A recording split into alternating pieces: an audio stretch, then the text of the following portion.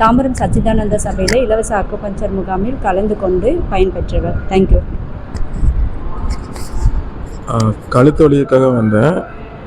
இப்போ வந்து கொடுத்தாங்க, நல்லா சிகிச்சை கொடுத்தோன்னா கொஞ்சம் ஒரு அரை மணி நேரம் நல்லா தூங்கினோன்னா மன அமைதியாக இருந்துச்சு, கொஞ்சம் நல்லா ரிலீஃப் இருந்துச்சு.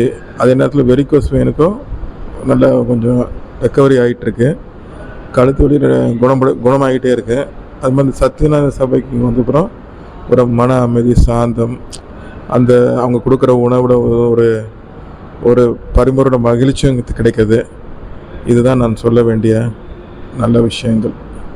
நான் கடந்த ஒரு 10 நாட்களாக இங்கே வந்து கொண்டிருக்கிறேன். ஓகே, கழுத்து வலி கொஞ்சம் இப்போ ஃப்ரீயாக இருக்குது.